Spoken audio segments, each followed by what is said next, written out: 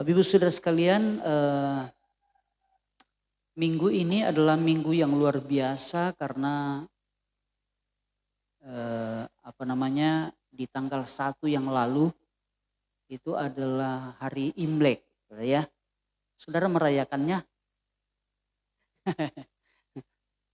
Mungkin cuma yang masih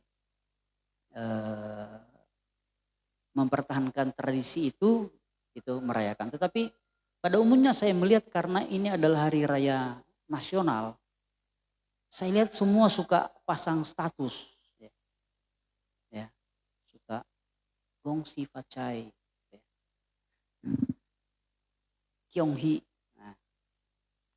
Nah, jadi Bapak Ibu Saudara sekalian, itu sebabnya saya melihat banyak orang yang akhirnya terlibat dengan hari raya Imlek ini. Dan ada banyak anak-anak Tuhan juga. Kalau di sini sih tidak terlalu karena di sini tradisinya udah kurang dikembangkan. Karena kalau tradisi zaman dulu Imlek itu dia kecenderungannya itu adalah penyembahan berhala. Tetapi ketika orang-orang Cina ini jadi orang Kristen, ketika mereka menjadi percaya kepada Tuhan, maka tradisinya berubah. Jadi tradisi kumpul-kumpul keluarga. Dan biasanya kalau kami di Bekasi, saudara, kita kumpul keluarga, itu sambil makan-makan, kemudian habis itu bagi-bagi angpau. Bagi-bagi angpau, itu tradisi yang sekarang ketika orang-orang Cina ini meninggalkan penyembahan berhala. Kalau zaman dulu, saudara, ada istilah cumbeng. Nah, mereka suka bawa makanan di kubur, suka pasang hiyo, ya, 3 kali begini. Suka pasang tuh kertas merah yang ada tulisannya di depan pintu, ya, seperti itu. Itu dulu tradisinya. Kemudian pasang petas-petasan karena itu katanya mengusir roh-roh jahat. Itu tradisi dulu, tradisi penyembahan berhala. Jadi merayakan Imlek dengan penyembahan berhala. Tetapi sekarang sudah berbeda. Nah, kita anak-anak Tuhan, saya percaya di sini ada banyak yang masih ada kaitan dengan tradisi ini. Itu sebabnya saya ingin menjelaskan bagaimana atau menjelaskan sebagian dari yang bisa kita ambil dari tradisi atau kebudayaan China ini, saudara ya. Nah, itu sebabnya saya ingin menjelaskan dari sisi Alkitab, dari sisi firman Allah. Bagaimana ketika kita menyikapi perayaan khusus Imlek, saudara ya. Karena di sana ada ucapan-ucapan, itu kita jangan sampai kita bisa salah. Ya. Biasa kan ada yang orang suka bilang, sinian kuaile. Jadi kalau baku ketemu kan, kalau suka sinian kuaile. Itu artinya saudara itu sebenarnya doa. Ya. Doa artinya mereka mengharapkan supaya di tahun yang baru ini mereka terus berbahagia. Ya, berbahagia, bersuka cita, ya, senang, bersenang-senang, itu sinian kuaile. Itu sama dengan kalau bahasa Inggrisnya itu Happy New Year. Happy New Year, itu happy itu bahagia. Artinya tahun yang baru ini semoga kita berbahagia. Jadi ucapan itu sebenarnya doa. Kalau orang Indonesia biasa suka bilang selamat tahun baru. Selamat artinya mengharapkan supaya di tahun yang baru ini kita dalam keadaan yang selamat. Gitu ya, selamat tahun baru. Itu sebenarnya doa. Sebenarnya itu ucapan-ucapan itu adalah doa. Nah, ada juga yang suka kita dengar Kyonghi ya. Kyonghi ya, orang suka kasih hormat bilang Kyonghi. Biasanya orang suka minta angpau biasa. Kyonghi. Padahal Kyonghi itu artinya saudara adalah selamat datang musim semi. Gitu ya. Maksudnya biarlah di dalam perjalanan di tahun itu mereka akan menghadapi musim semi. Karena musim semi itu adalah musim sesudah musim dingin. Biasanya orang yang berada di atau bangsa-bangsa yang berada di 4 musim itu mereka sangat menderita atau tertekan dan sangat tidak bisa melakukan apa-apa itu di musim dingin. Dan ketika musim semi tiba, itu mereka punya pengharapan yang baru. Mereka akan memulai hidup yang baru. Itu artinya selamat datang musim semi, artinya selamat datang kehidupan yang baru di tahun yang baru. Nah, seperti itu ya. Itu Tionghi. Tetapi ada yang paling populer, yaitu Gong Sifat Chai. Saudara pernah dengar ya? Saya percaya yang suka main Facebook, apa segala macam, itu pasti suka dengar itu. Gong Sifat Chai atau Gong Sifat Choi. Itu sama saja, cuma beda dialek saja. Nah itu artinya sebenarnya kalau diartikan secara tulisan itu artinya selamat bertambah kaya. Tapi di dalam doa itu sebenarnya semoga kita di tahun ini bertambah kaya. Ada yang ingin jadi kaya? Itu Gong Sifat Chai. Jadi kalau saudara suka bilang Gong Sifat Chai, itu engkau sementara mendoakan saudaramu supaya di tahun ini dia bertambah kaya. Itu Gong Sifat Chai.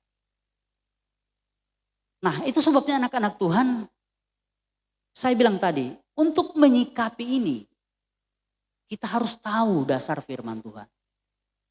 Agar supaya kita tidak terjebak dengan hal-hal yang menurut tradisi ini sebenarnya menyenangkan secara daging. Ya. Menjadi kaya kan orang senang tuh.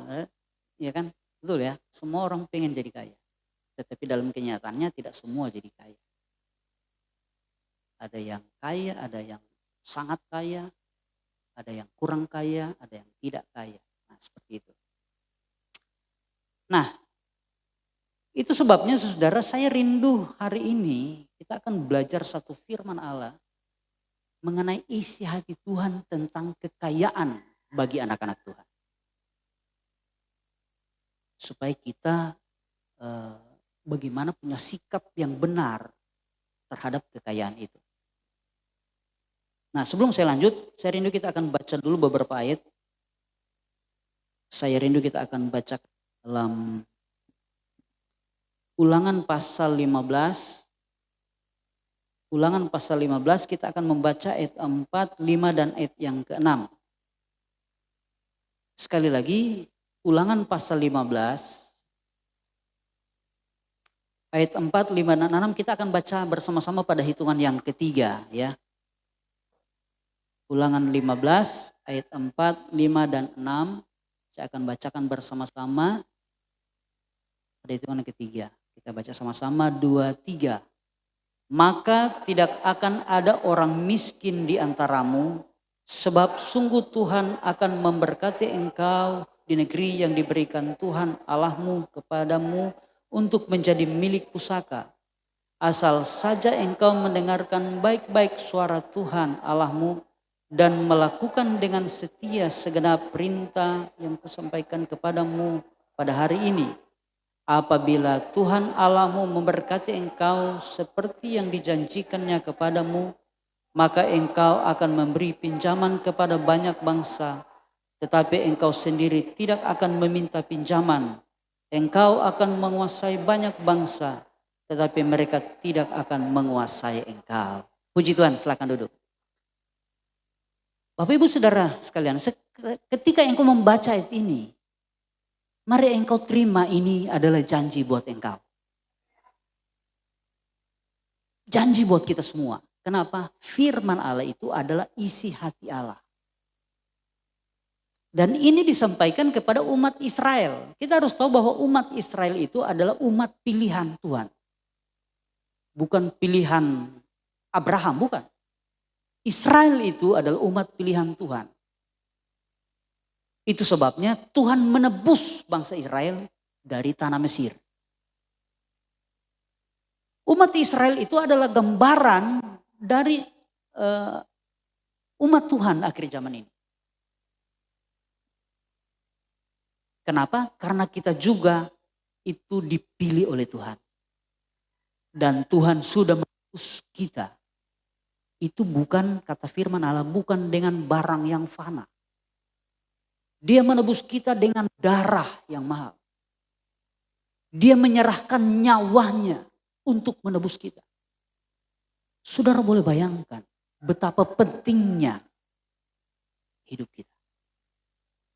Karena kita sudah ditebus oleh Tuhan. Kita penting sekali di mata Tuhan.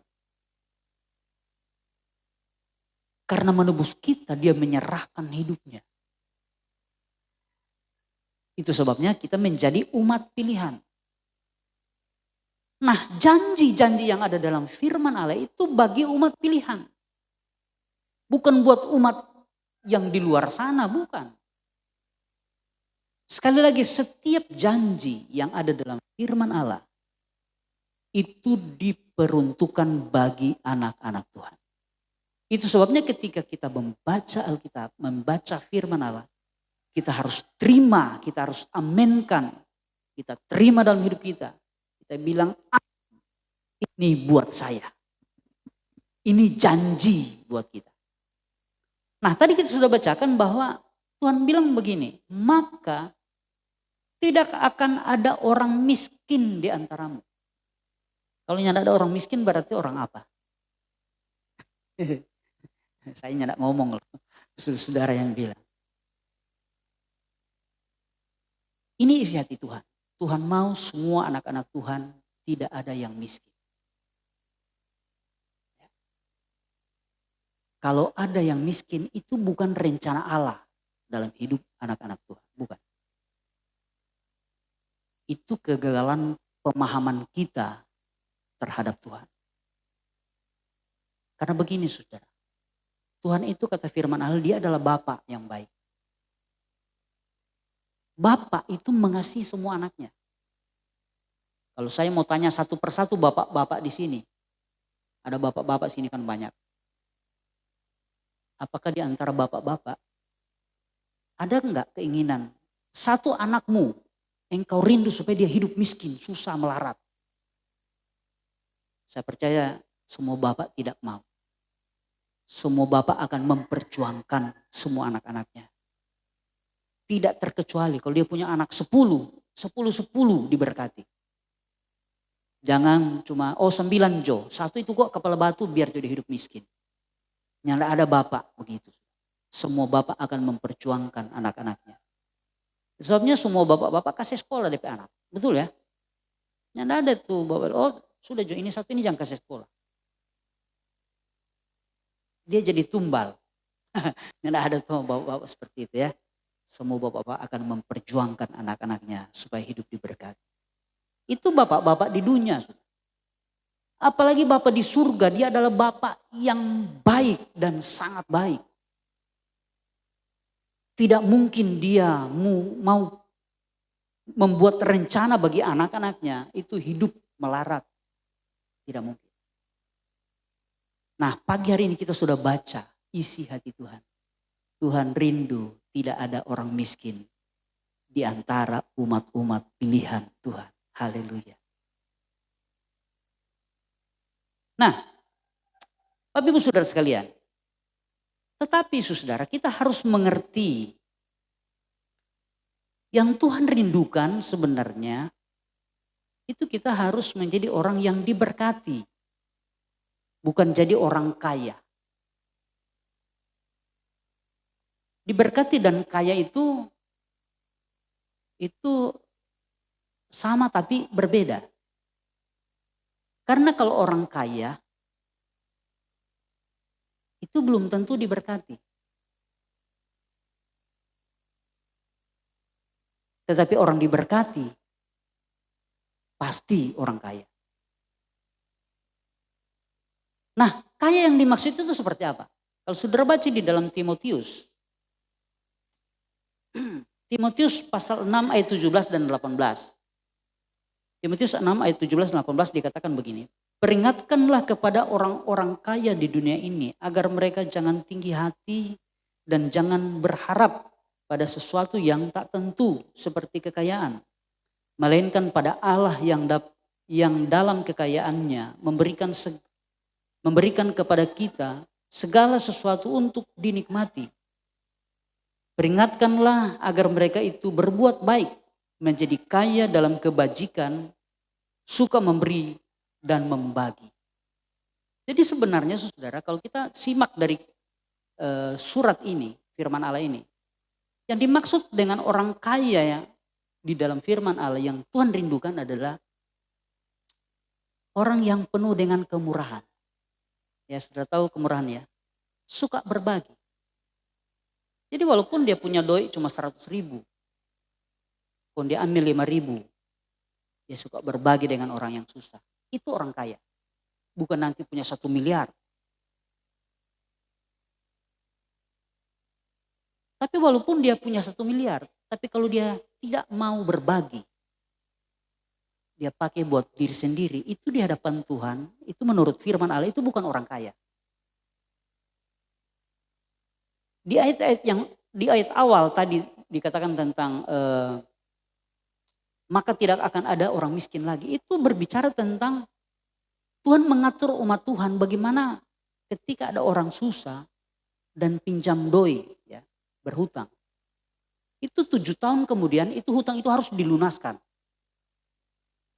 Tidak boleh ditagih lagi. Dan kalau ada orang miskin, kita harus membuka tangan.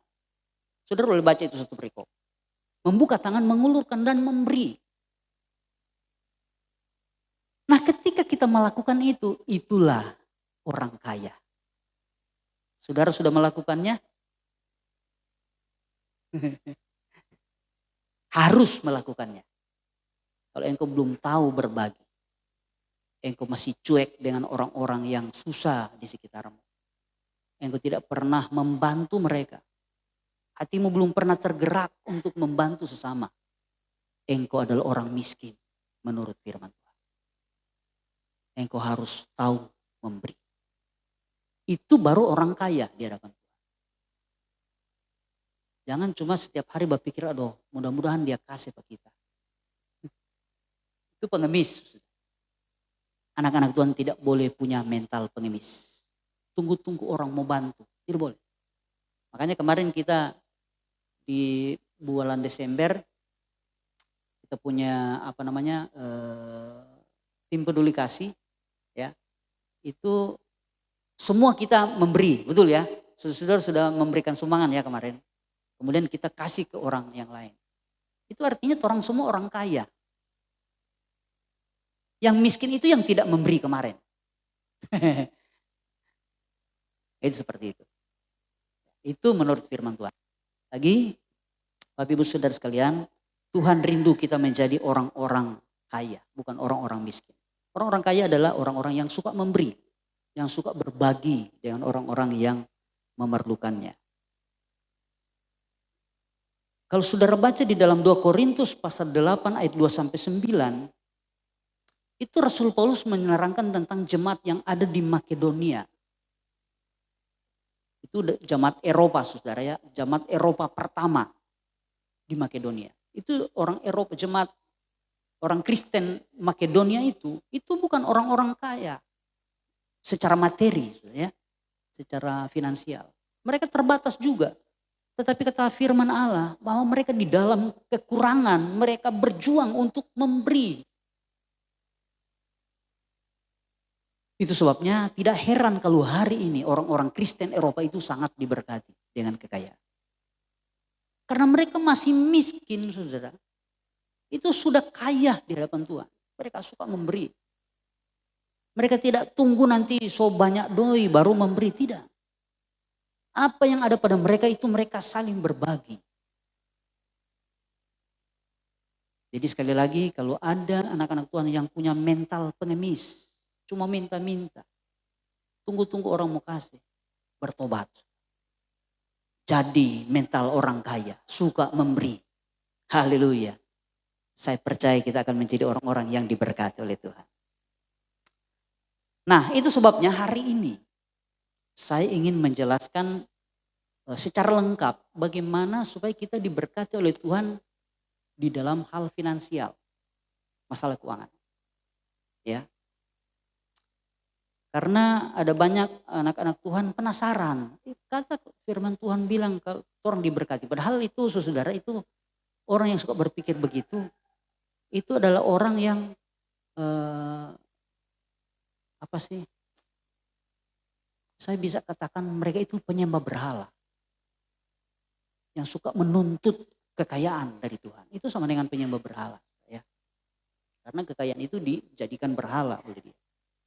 Nah, saya akan terangkan secara cepat, saudara. Yang pertama, kalau supaya kita diberkati Tuhan, ya, baik berkat jasmani maupun berkat rohani, itu yang pertama adalah kita harus menjadi orang yang setia memberi persepuluhan. Karena memberi persepuluhan itu adalah salah satu perjanjian Tuhan untuk supaya kita diberkati. Itu saudara boleh baca di dalam Maleakhi pasal 3 ayat 10 dan 11. Dia katakan begini. Bawalah seluruh persembahan persepuluhan itu ke dalam rumah perbendaharaan. Supaya ada persediaan makanan di rumahku dan ujilah aku firman Tuhan semesta alam. Apakah aku tidak membukakan bagimu tingkap-tingkap langit dan mencurahkan berkat kepadamu sampai berkelimpahan. Aku akan menghardik bagimu belalang pelahap.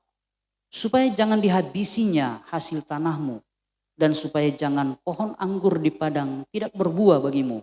Firman Tuhan semesta alam. Jadi begini saudara, perpuluhan itu dia sifatnya begini. Itu adalah kita mengendalikan pintu berkat. Itu perpuluhan. Jadi perpuluhan itu adalah sebenarnya saya bisa katakan kunci untuk membuka pintu berkat. Jadi ketika kita kasih perpuluhan, kita buka pintu berkat. Ketika kita tidak kasih perpuluhan, kita tutup pintu berkat. Nah, itu seperti itu ya. Kemudian berkat itu akan dicurahkan. Kemudian di bagian berikut, perpuluhan juga itu adalah untuk dikatakan Tuhan akan menghardik belalang pelahap dan belalang pengerik. Saudara tahu belalang pelahap dan pengerik itu adalah belalang yang menghabiskan hasil tanah. Jadi hasil itu dihabiskan sama dia. Itu belalang pengerik dan belalang pelahap. Nah perpuluhan itu akan menghardik itu. Menjauhkan kita dari hal-hal yang akan menghabiskan hasil. Kalau ada pengusaha-pengusaha di Jakarta bilang itu bocor alus. Dia bilang begini, banyak pengusaha bangkrut bukan karena pengeluaran besar, tetapi bocor alus. Saudara tahu bocor alus? Keluar sedikit-sedikit sudah. Ya, beli ini, beli itu, beli ini, beli itu. Pas hitung-hitung, wih ternyata besar sekali. Tidak banyak, cuma kecil-kecil. Tapi jumlahnya banyak. Akhirnya jadi besar.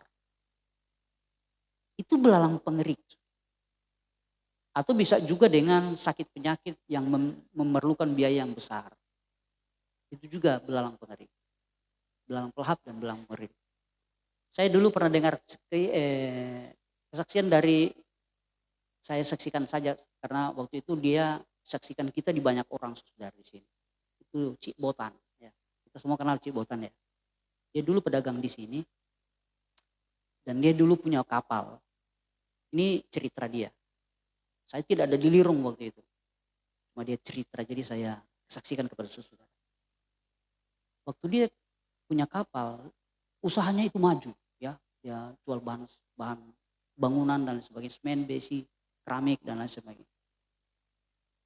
Dan waktu dia baru awal, dia perpuluhan lancar karena masih kecil. Ketika so besar, dia soalnya kasih. Dia bilang, aduh ini kan boleh jadi modal. Jadi dia putar. Dia putar. Dan apa dia bilang, dia katakan. Dan ketika dia putar itu dia beli ulang semen. Dengan sebenarnya perpuluhan itu sudah. Dia beli semen, dia beli besi, keramik waktu itu. Kalau tidak salah. Tiba-tiba kapalnya tenggelam. Ketika kapal itu tenggelam. Roh Kudus bicara dalam hati dari ini Cik Botan ini. Dia bilang begini, karena kamu tidak kasih perpuluhan. maka Tuhan ambil semua itu. Kemudian dia, Cibotan ini bilang, dia langsung ucap ini, dia bilang makanya jangan main-main dengan perpuluhan. Itu jadi nasihatnya buat anak-anaknya. Jadi anak-anaknya selalu dia nasihati, jangan lupa perpuluhan. Karena kalau kita tidak bayar, ada belalang pengerik dan belalang pelahap yang akan menghabiskan. Kalau orangnya tidak kasih perpuluhan, itu perpuluhan itu juga akan dia ambil oleh Tuhan. Lewat apa? Belalang pengerik dan belalang pelahap. Nah itu ya, itu yang pertama. Yang kedua saudara, kalau kita pengen diberkati kita harus hidup rukun. Harus memperjuangkan hidup rukun. Dan rukun yang pertama adalah keluarga. Karena sekali lagi institusi pertama yang dibuat oleh Tuhan dan institusi terkecil itu adalah keluarga. Keluarga itu adalah suami istri. Suami istri harus hidup rukun. Tidak boleh ada unek-unek di hati. Harus rukun supaya kita diberkati. Saudara boleh baca itu di dalam Mazmur pasal 133 ayat yang 1 sampai ayatnya yang ketiga. Nyanyian ziarah Daud. Sungguh alangkah baiknya dan indahnya apabila saudara-saudara diam bersama dengan rukun. Seperti minyak yang baik di atas kepala meleleh ke janggut Harun, yang meleleh ke janggut Harun dan ke leher jubahnya. Seperti embun gunung Hermon yang turun ke atas gunung-gunung Sion. Sebab kesanalah Tuhan memerintahkan berkat kehidupan untuk selama-lamanya. Jadi yang kedua saudara adalah harus hidup rukun. Suami istri itu harus rukun. Dan itu harus diperjuangkan. Ya bro, tidak boleh suami istri itu rupa Tom and Jerry. Baku dusu, baku cakar. Tidak boleh sudah. Harus hidup rukun dan itu harus diperjuangkan. Cara untuk hidup rukun sebenarnya kuncinya cuma satu. Bangun komunikasi. Komunikasi itu harus dibangun. Belajar berkomunikasi. Komunikasi yang saya maksud adalah komunikasi positif. Jangan komunikasi negatif. Soalnya ada orang suami bategoro istri ketika istri bikin salah. Nanti istri bikin salah baru dia bafeto. Baku ambe. Jadi komunikasi negatif. Bukan begitu. Yang Tuhan mau adalah bangun komunikasi positif. Dulu saya pernah bilang begini. Coba berjuang, berinvestasi untuk bangun komunikasi suami istri. Karena mungkin anak so banyak, lain kali so lupa jaga berdua. Mesti sekali-sekali beli tiket pergi di Sara berdua. Itu membangun kerukunan. Atau di rumah belajar, bangkitkan dulu kan waktu pacaran kan suka bercanda. Suka baku-baku sedu, baku kile, baku sedu. Jangan yang orang pe istri, orang pe suami baku kile. Mereka istri sendiri, tidak pernah baku kile. Itu harus dibangun supaya kita hidup rukun. Karena dalam kerukunan itu ada berkat Allah. Haleluya. Saya tidak akan panjang-panjang ya sudah. Yang ketiga adalah setia menabur. Karena menabur itu saudara, menabur itu wadah untuk menampung berkat. Ya, itu wadah. Itu saudara boleh baca di dalam 2 Korintus pasal 9 ayat 6 sampai 8.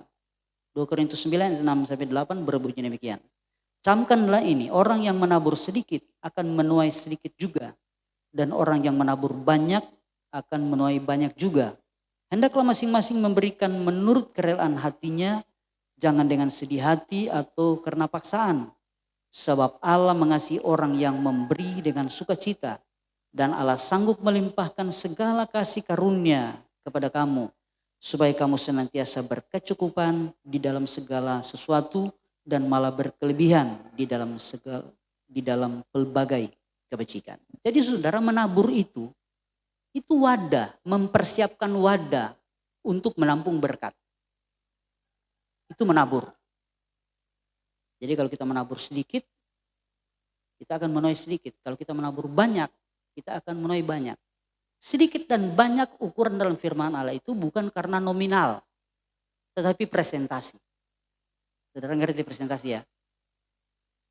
Itu ada perumpamaannya, ada kisah ketika Tuhan Yesus berdiri di depan peti persembahan. Kata firman Allah, banyak orang-orang kaya memberi uang yang banyak. Tetapi datang satu janda miskin memberi 2 peser. Ya. 2 peser duit, itu uang yang sangat kecil. Tapi Tuhan bilang sama murid-muridnya, ini janda ini memberi paling banyak dari semua. Itu presentasi. Saudara paham ya? Jadi banyak ukuran Tuhan itu adalah presentasi, bukan nominal.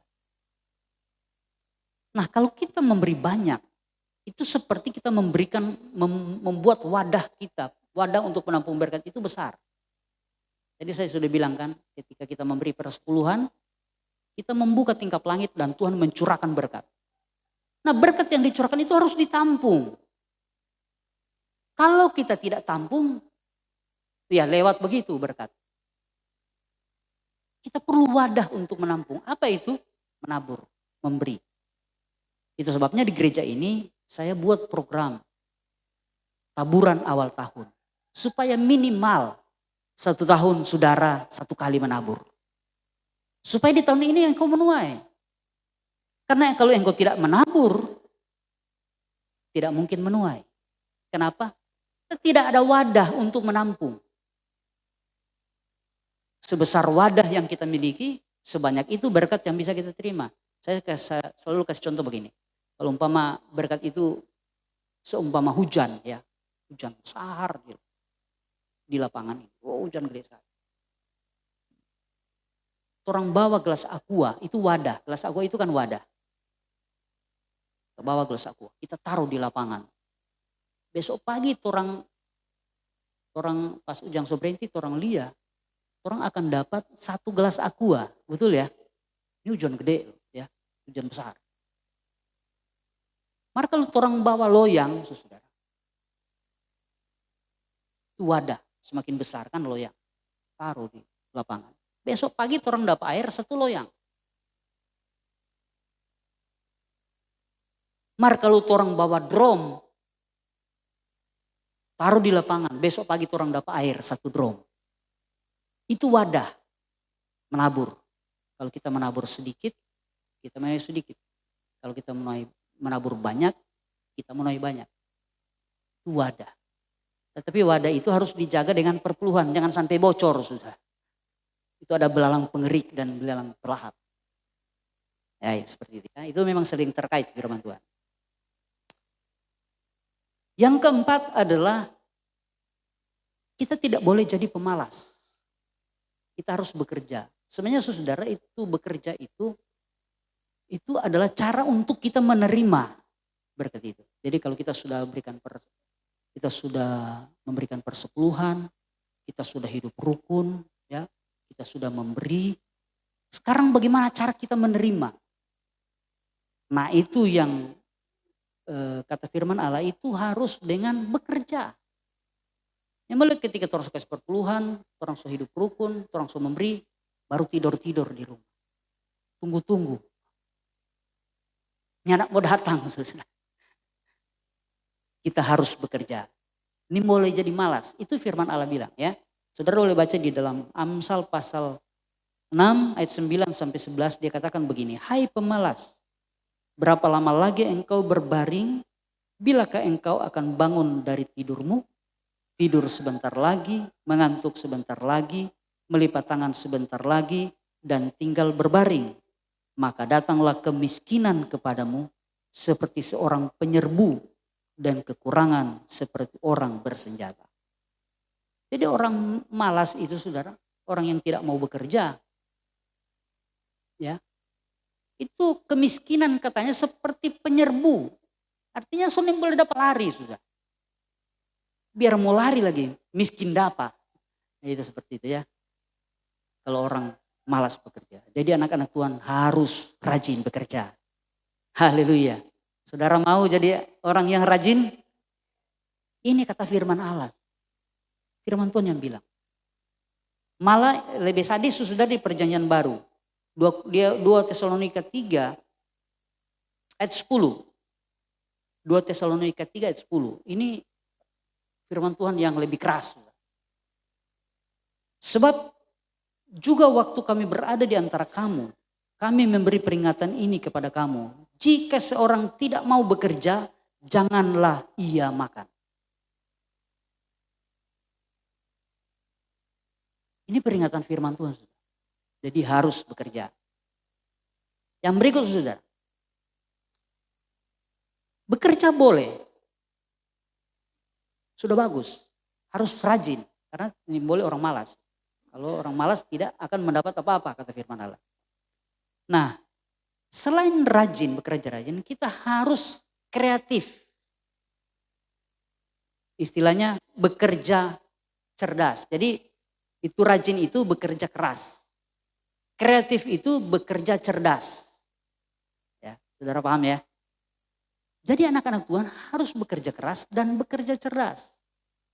Bekerja cerdas itu membutuhkan pengetahuan, membutuhkan hikmat. Itu sebabnya kalau engkau pengen kreatif, harus terus belajar. Jangan berhenti belajar. Tidak boleh. Pedagang-pedagang, itu berdagang 10 tahun lalu dengan berdagang sekarang itu beda. Kalau engkau tidak belajar, tidak ikut perkembangan, pergeseran nilai masyarakat tentang kebutuhan, membelanjakan kebutuhan mereka, engkau akan ketinggalan. Harus terus belajar bagaimana cara berdagang di zaman ini. Karena nilai-nilai itu masyarakat selalu bergeser dari zaman ke zaman. Makanya harus terus belajar, itu namanya kerja cerdas. Harus kreatif, berinovasi dan lain sebagainya. Kalau itu pabrik oto sudah.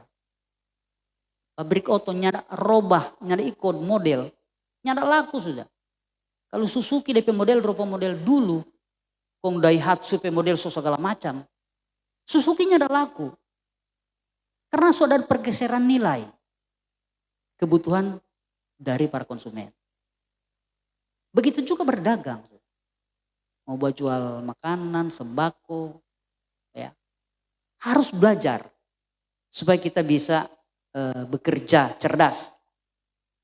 Itu saudara boleh baca di dalam Yehezkiel pasal 28 ayat 4, Amsal 19 ayat 2 ya. Itu bekerja cerdas.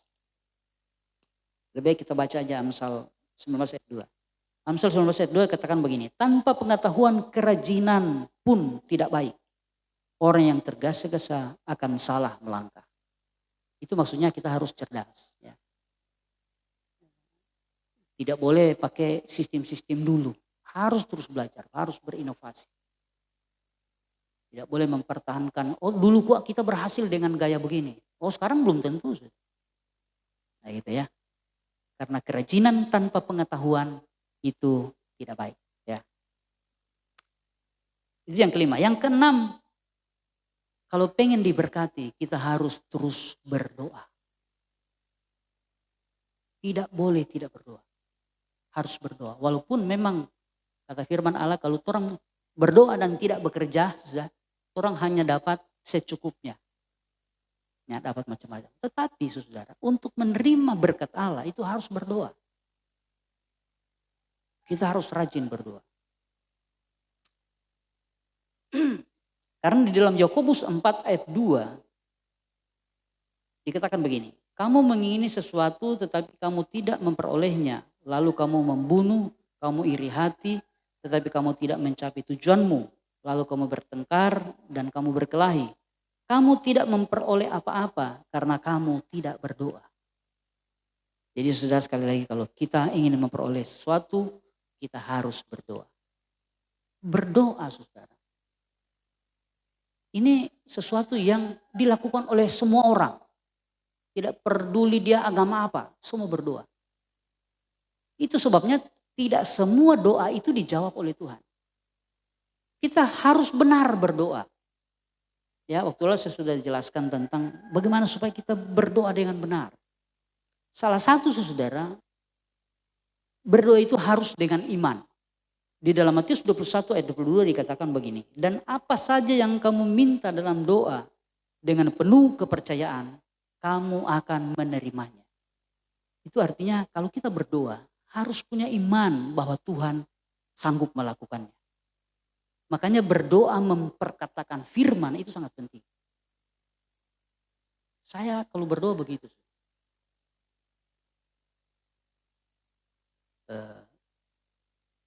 Seperti tadi ya, contoh tadi. Saya percaya banyak juga anak-anak Tuhan yang berdoa tadi ya. Waktu semua ibadah, hujan keras turun.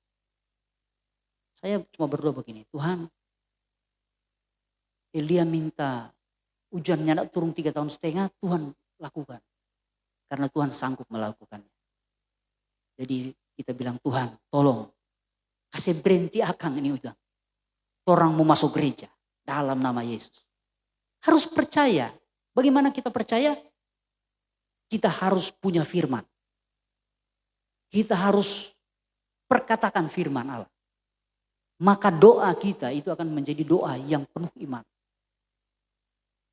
Harus ada sesuatu. Harus ada firman yang kita perkatakan. Ya. Baru doa itu akan menjadi doa yang luar biasa. Jadi harus berdoa. Kalau tidak berdoa tidak akan menerima apa-apa kata firman Allah. Yang berikut saudara.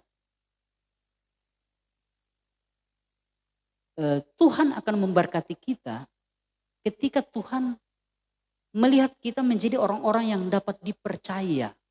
Untuk apa? Mengelola berkat yang Tuhan berikan dalam hidup kita. Jadi mengelola itu sangat penting. Itu saudara boleh baca di Lukas pasal 12 ayat 16 sampai 21. Juga di dalam Lukas pasal 16 ayat 10 sampai 13. Saya mau katakan begini, bahwa berkat Allah yang Allah percayakan itu harus kita kelola dengan benar. Jangan sampai salah mengelolanya. Nah ini saya akan terangkan secara cepat saudara. Yang pertama yang harus kita kelola adalah kita harus tahu prioritas keuangan yang kita peroleh. Harus tahu prioritas. Kata-katanya begini, jangan membelanjakan uangmu untuk keinginan lebih daripada kebutuhan. Jadi ketika kita berbelanja saudara, menggunakan uang yang Tuhan percayakan dalam hidup kita, jangan orang kasih habis untuk keinginan. Sementara kebutuhan nanti mau bawa utang. Mau beli beras bawa utang. Mau beli sandal baru, sepatu baru. Itu nomor 1. Itu prioritas. Anak-anak Tuhan harus tahu prioritas. Tidak boleh sembarangan membelanjakan uang yang Tuhan percayakan dalam hidup kita. Harus kebutuhan lebih dulu. Kalau sudah ada lebih, baru keinginan. Ada lebih parah lagi. Mau suka jalan-jalan ke Singapura, bawa utang pada tetangga. Itu parah. Tidak boleh seperti itu. Itu prioritas. Kemudian saudara, yang kedua, di dalam mengelola keuangan itu, kita tidak boleh terikat hutang. Anak-anak Tuhan itu harus menghindari terikat hutang. Terikat hutang itu artinya begini. Orang berhutang dan tidak bayar. Itu anak-anak Tuhan harus menghindari. Tidak boleh. Kita sulit diberkati oleh Tuhan. Kalau kita berhutang kita harus berusaha untuk membayar. Soalnya kalau mau bikin pinjaman saudara, kita harus hitung kemampuan membayar. Anak-anak Tuhan sebenarnya harus belajar itu. Internet ada, sekarang kan susah, semua ada. Harus belajar. Karena Tuhan tidak bisa memberkati lebih kepada kita kalau kita tidak bisa mengelola kepercayaan Tuhan dalam hidup kita. Salah satu itu tidak boleh terikat hutang. Tidak boleh. Harus berjuang untuk hidup dengan apa adanya. Kata firman Allah, mencukupkan diri dengan apa yang ada pada kita. Itu baru kita akan diberkati. Dan yang berikut saudara dari mengelola uang itu adalah kita harus belajar menabung dan berinvestasi. Tidak boleh dapat uang makan semua. Tidak boleh saudara. Dihabiskan. Tidak boleh. Harus ditabung. Dan kalau tabungan sudah banyak harus berinvestasi. Itu mengelola keuangan. Kalau kita melakukan itu, saya percaya Tuhan akan memberkati kita.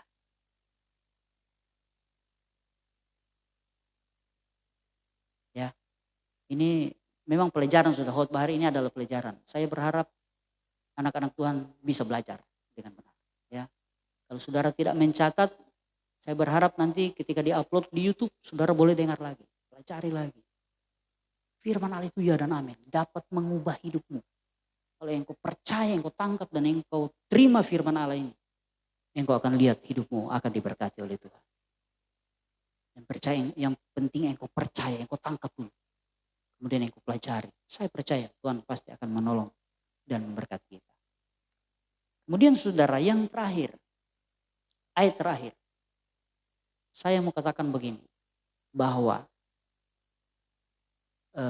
kita harus berhati-hati dengan kekayaan. Kita harus berhati-hati dengan harta. Sebab itu kata firman Allah adalah akar segala kejahatan. Jadi jangan saudara pelajari baik-baik di firman Tuhan supaya kita jadi banyak doi, banyak harta dan lain sebagainya. Kita harus berhati-hati. Karena di dalam 1 Timotius pasal 6 ayat 10 dikatakan begini, karena akar segala kejahatan ialah cinta uang. Sebab oleh memburu uanglah beberapa orang telah menyimpang dari iman dan menyiksa dirinya dengan berbagai-bagai duka. Soalnya sekali lagi Bapak Ibu Saudara sekalian harus berhati-hati. Karena di uang itu ada iblis. Di harta itu ada iblis saudara, yang menyamar di sana. Ketika engkau mencintai itu, engkau akan jatuh dalam dosa. Engkau akan berdosa di hadapan Tuhan. Itu sebabnya walaupun kita berusaha, berjuang untuk supaya diberkati secara jasmani dan rohani, tetap kita harus ingat hati kita jangan ada di sana. Hati kita harus ada di Tuhan. Jangan di harta, jangan di uang. Karena itu adalah akar segala kejahatan. Kita akan bisa berbuat jahat ketika hati kita terikat dengan uang. Itu sebabnya anak-anak Tuhan kita harus fokus hanya satu yang akan menjadi kekasih jiwa kita. Itulah Tuhan Yesus Kristus. Sebab dia sudah mati di kayu salib menebus kita dengan darahnya yang mahal. Agar supaya kita bisa menikmati hal-hal yang indah. Jangan setelah kita sudah diberkati, kita melupakan Yesus. Jangan. Yesus harus terus terutama di dalam hidup kita. Dan percayalah.